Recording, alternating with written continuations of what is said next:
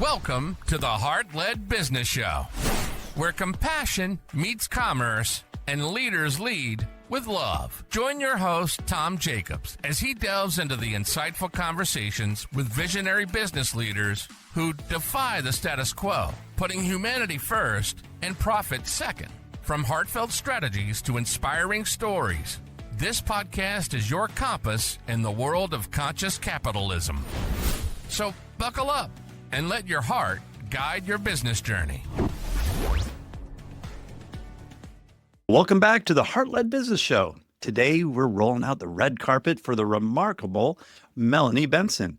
As the authority amplifier for expertpreneurs, that's hard to say, but expertpreneurs, she magnifies unseen brilliance into thriving businesses.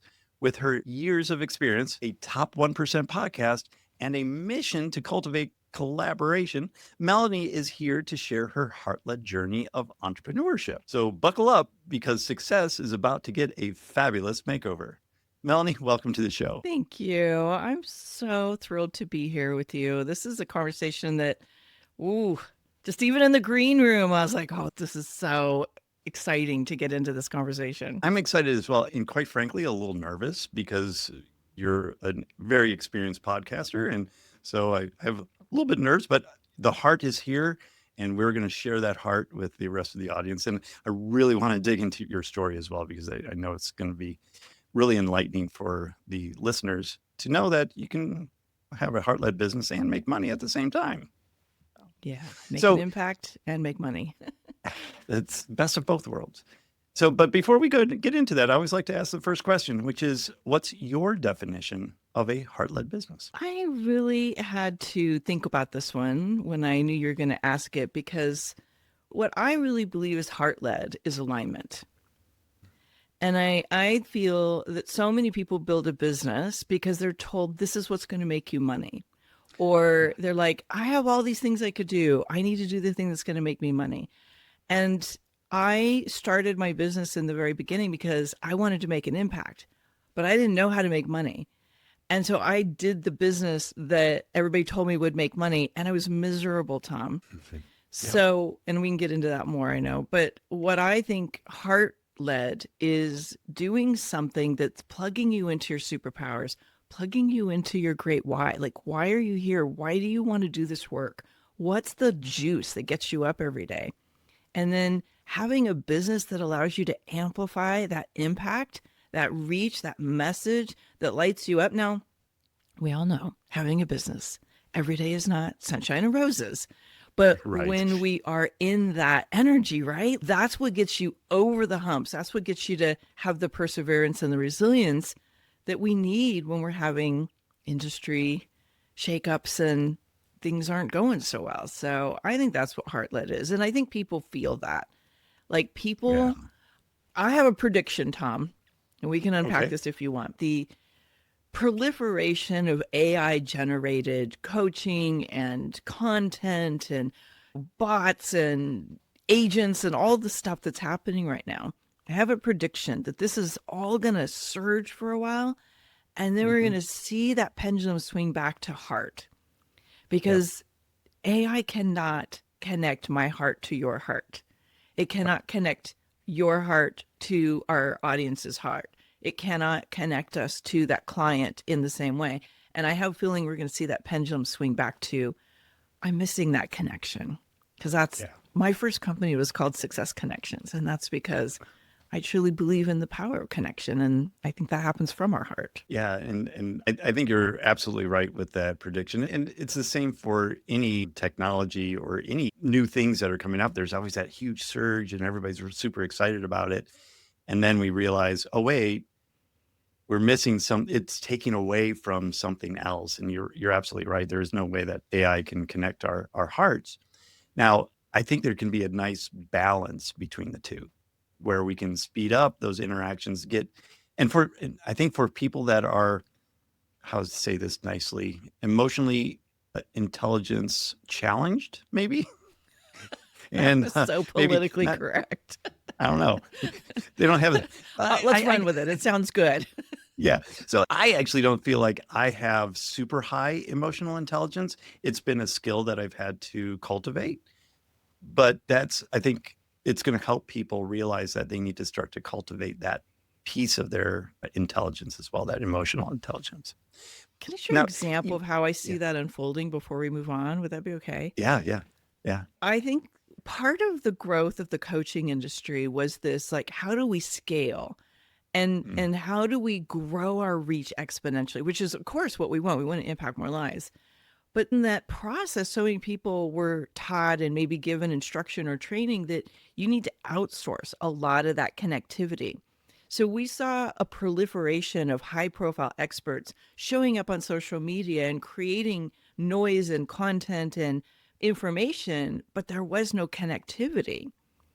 And I think that's one of the things that I'm noticing a culling of the noise and a deepening of how do we connect. I don't know if you're on Substack, but Substack's one of those places where people are like, no noise. Let's be real. Let's go deep. Let's really connect. And I think that's uh, one of the things about a heart-led business is we're looking for, our hearts are leading us to, how do we find deeper connection, community, masterminds, coaching with a human, right? Like, yeah, yeah, community online where we can have that. So anyway, that just felt like an yeah. example of what you were just saying.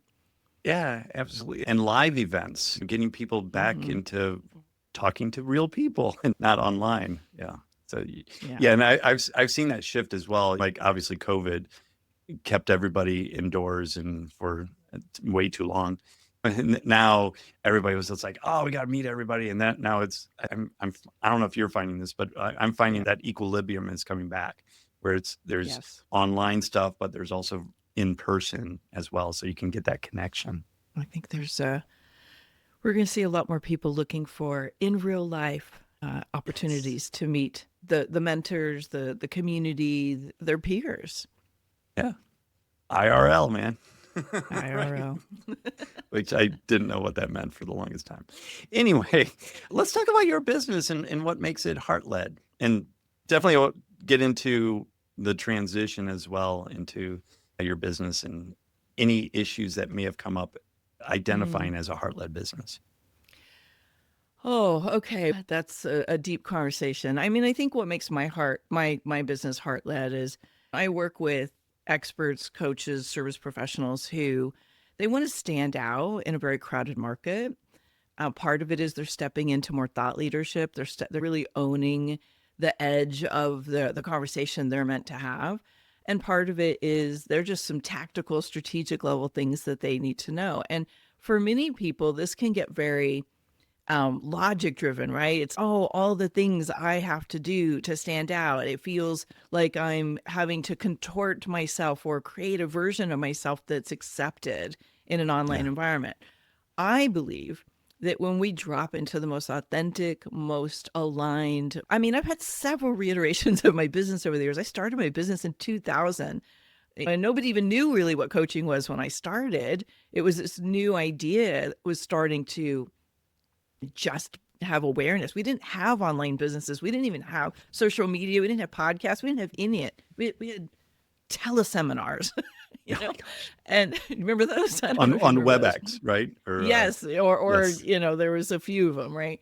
And Yeah. we didn't have this way of bringing video and our visual representation of our message in an online format. We had to go to an in-person event for that. So Yeah. anyway, I feel as a heart-led business owner, my job is to unlock that energetic frequency inside of somebody with the words, with the way that they can allow themselves to amplify their work in the world and be seen. Now, for some people, that means they have to face their beliefs, their fears, that quiet filtering that they do where they're like, ooh, can I say that? It's not too much. Can I do that? Can I sell like that? Can I really market my business like that? It's like, I am here to do this and I'm committed to this and I'm going to amplify the reach of this in a way that I'm not going to hold myself back anymore. Yeah. Now, is there an example that you can share from your own life and your own business that is what got you to that realization? Yeah. So you and I were talking in the green room about what we lock into around heart-led business. And when I started in 2000, I was coming out of a corporate job, Tom.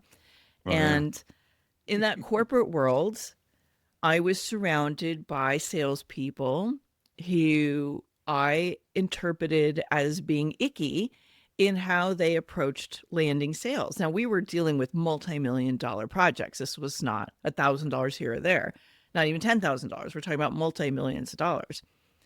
And these would oftentimes be very long cycle sales processes. And I had a belief that was at the core contorting what sales and marketing was about. And Yeah. so as a new coach, guess what that translated to? You didn't want to do Zero it. sales, zero, Right. zero strategy to acquire a client. I could be a great coach. I had great training from corporate. I had great training in my coach training, but I had zero clients. And I Mm. had to recognize that the only reason I didn't have a client wasn't because I didn't know how. It was because I wasn't willing. And I think that's what gets a little Interesting. kind of twisted up for a lot of people is we project because we've had an experience of sales or marketing that felt icky that, oh my gosh, I don't want to be perceived that way. That's not who I am. And that was my biggest transformation. And about 10 years ago, I was having a sales conversation with somebody, and we were talking about my mastermind at the time. And she said, I'm in. And she said, by the way, this is the least salesy conversation I've ever had where I have invested this much money. And I was like, oh my gosh, I have gone from being the woman who resisted any kind of selling to being complimented on selling and then teaching people how to hold those kind of sales conversations.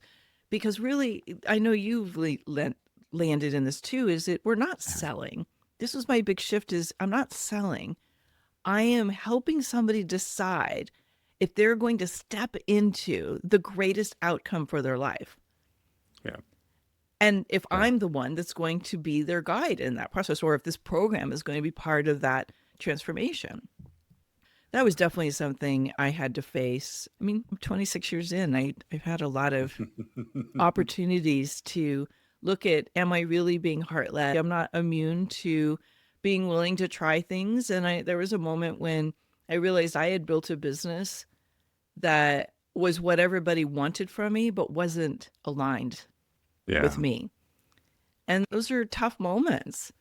Yeah. You And know, you can those are feel tough it, right? learnings. Yeah. Yeah. And so what did you feel at those times? Was it like the stress or what was the feeling that went through your mind and your body?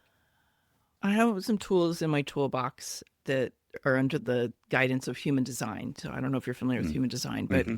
Yep. so for me, when something's out of alignment, it starts not subtly, but with these huge epic fail points. Things that should work literally stop working. Mm. And it's like, why is this not working anymore? I have spent thousands of dollars building this out. I know it's working for other people. Why is it not working for me? And so it starts with little things stop Mm. working and create a energetic discord in my brain, in my Mm. mental focus. And then when I don't get it, they turn into big, epic failures that are catastrophic, that literally just derail you. And I've had a few of those. Some of them were a combination of a personal circumstance that intertwined with the business Of course. situation. But this, yeah, in 2009, 2010, we had a major financial crisis. Yep. And I literally went from almost hitting $1 million in revenue to losing about half of that because we couldn't reclaim a lot of our financed packages and having to face like, why is this happening? And when I Mm. really looked at it, I was like, I built a business that everybody said I should build. And it was good. It was a part of me. It was a strength that I had from corporate, but it wasn't the fullest expression of my superpower. It wasn't aligned deeply. And I would catch myself with these little thoughts of, I'm bored with this. Ooh.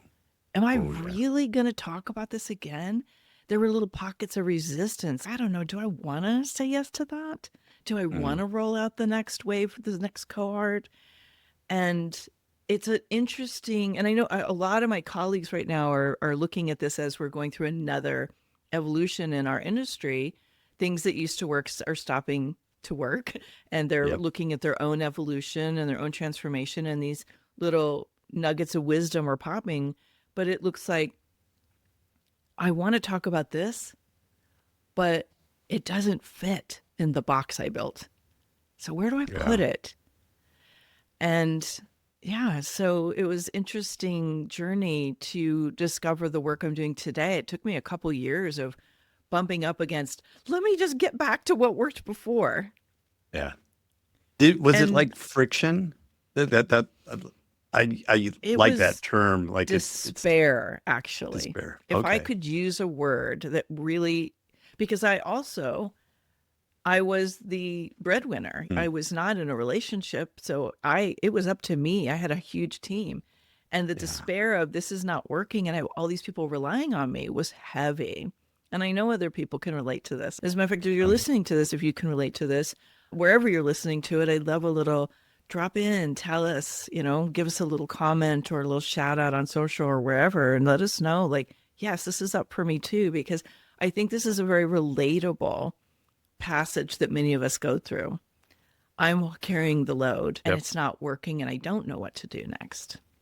Yeah, and I think it's interesting for entrepreneurs in general because we're lone wolves. We're told just grind it out, you can do it. Yeah. But we're on an island by ourselves, and I think that's why a lot of the masterminds that we all join are so important because we get that like all these people understand me because they're going through the same thing that we're going through, and so it's nice to have that community for I sure. do think it's nice to have community, and it needs to be aligned community. I say that Yes. word a lot because I Yeah, I think love that people, word too. Yeah. yeah, they shoot for the concept or to grab the thing that's going to help, but then they choose something from the wrong factors, the wrong decision-making factors, and they're disappointed.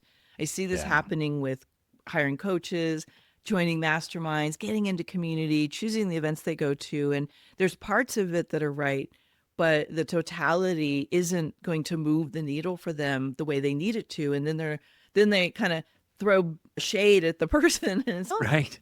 where was the discerning factors in the decision? Not to say that everybody makes a bad decision. Sometimes there's just a bad actor in the mix, but Sure. yeah, I think Yeah. we have to really know what's important to us that's going to be aligned. Yeah. And I love that word as well because it shows that everything is going in the right direction. You're going forward versus just being stagnant and just sitting there in the mud. Yeah. And I would maybe throw a unique point of view in the mix around that is sometimes I think we have to pause before we can get into movement. As a heart-based business owner, you probably have experienced this where the heart's not clear. Right. And this is something I learned a lot about in that quagmire. It's like the perfect storm of 2009, 2010. I was like, if I don't know and I take action, what's going to happen? So I might move and I might give myself the soothing of I'm moving towards something. And maybe that's helpful because I'm moving in a direction that might give me information. But sometimes we literally just need to pause and get reconnected to what is important. What do I want? And I think, again, I'm bringing us back into today. There's a lot of people pause. So one of the discerning factors right now is are you on perpetual pause or Right. are you in a supporting pause that is allowing you to gather information, to reconnect to yourself, to disconnect and decondition from all the noise around you, and to really get reconnected to your heart and what you're here to do and who you Yeah, need to I love be that. to pull that off. Yeah. I think a lot of people are using meditation as well for that slow down, for that pause, that mindfulness as well. And that gives you a little mini pause. But I like the 1 month pause, the 2 month, like that would be like ideal. And I've done 2 or 3 week pauses before. And that's you come back so energized. You're ready to just take on the world. And then you need another pause as everything wanes and waxes in our life. Yeah, like an intentional sabbatical. I think part of this has to do with how we're wired and how our energy interacts with other people's energies, how we interact with our own. You may not be a pauser. I know people who, if they pause, it's like torture, Yeah. right? Yeah. So you have to know how you're wired around that. Yeah. For me, anyway, for the first couple of days, it's definitely torture, but then you get into your rhythm with it as well. I don't think my So, husband could pause very long. He's a generator. He's always generating motion. all right. Nice. Melanie, I'd love to dive into kind of the finance piece of having a heart-led business, because that's where a lot of people really struggle is, can you make money with a heart-led business, and should you make money with a heart-led business? So how did you kind of balance that as you were building up your heart-led business? I was very fortunate early on to align in a mastermind with high earners and people who understood the value of the work that we do. So I was exposed to this very early. Now, where things were a little rough for me is when I took my coach training, we were taught to make $350 a month for 3 coaching sessions. Remember, this was 27 years ago. So Okay. things were a little different back then. Yeah. And we were also indoctrinated or trained in a way of coaching that it wasn't necessarily about a 6-figure business. It was about being a service to people. And I one day was looking at my bank account and I was looking at my business model and I was like, I live in LA. This is not a sustainable price point. This is not Right. going to work. And I felt the energetic friction between, there's a part of me that wants to know I can create any level of prosperity I desire. And so I had to look at what are my beliefs and my practices that are supporting this condition of prosperity struggle right now. What do I believe and what do I do that keeps me locked into this? Because we all have patterns and belief systems and ideas and a paradigm about money and selling and prosperity. And as a heart-based business, I decided that if I was able to be highly prosperous, what is the heart-aligned benefits of that? First of all, I'm going to be the best version of me. I'm going to have the freedom to teach, to impact lives, to grow the reach of my work in the world. If I struggle, that's not going to exist. I'm also going to be able to expand this heart-based leadership, this heart-based work to other people that I'm going to hire and give a job to. So making good money allows me to lift other people up in the process. And third, that there is a spiritual principle that when we invest well into a practice that we actually, it calls us up, calls the person who's investing up to show up in a more powerful and embody something that maybe they've been holding back on. So it empowers them to be more prosperous. Now, that's, of course, if you're actually delivering at the level at which you're asking for the investment of. Right. So I really believed that there is a spiritual practice of being prosperous. And I wanted to embody that. Now, am I immune to money ebbing and flowing? No. I think what matters is what are the tools in your toolbox. It allows me to have that expansion in the sales process. Like I'm excited to market, to do my podcast guesting, to get on stages, to deliver my trainings or my events, right? And it's the energy that allows me to kind of light up and be a beacon, if you will, a lighthouse for people that need and want what I do. I love that. Those principles are just absolutely brilliant. And for any listener out there that is struggling with getting in alignment and making sure that everything is working in their business or having that friction, having some principles that guide your business, and Melanie's principles are just brilliant in terms of delivering a great service to people. But we need those principles or core values, something that holds us as a business owner and the business accountable to the results that we get. you so much for sharing that. That's brilliant. Well, if anybody wants to borrow mine, you can borrow mine. Yeah. It was really great because that's just going to elevate everybody's business. Because if you're giving the people what they want and you're excited about it and you love it, then the business is just going to grow because that energy is so much more amplified than if it's a struggle and like, I have to do this training again. Yeah. I'm so glad you said that, Tom, because I think that's where so many people are in a stuck energy. Is like they're in this constant battle of wills with what they know they probably should be doing and what they feel inspired to do. So we could have a whole conversation about that. The shoulds in the woods. Not a good place to be. So I can't believe the time has gone so quickly. This has been a great conversation, but how can people learn more about your trainings and the work that you do, Melanie? MelanieBenson.com, always a place to find everything. I'm active on pretty much every social media platform except for X. I would also say we talked about how I went from being in corporate and figuring this all out. And I created a modality. There's a 7-step framework that I've used over and over and over again. I used it to rev up my business when I went through that pivot and transformed. And whenever I'm looking to bring a new, fresher brand or energy, I go back to the same framework. I've used it with thousands of clients. And it's the framework of how to go from being invisible or a best kept secret to really owning your work and getting other people to recognize that you're the expert they want to work with. And it's very powerful. It's very simple. It's just, here's the stages you go through. And I've made it free for people. So if you go to MelanieBenson.com/heartled, you can access it for free.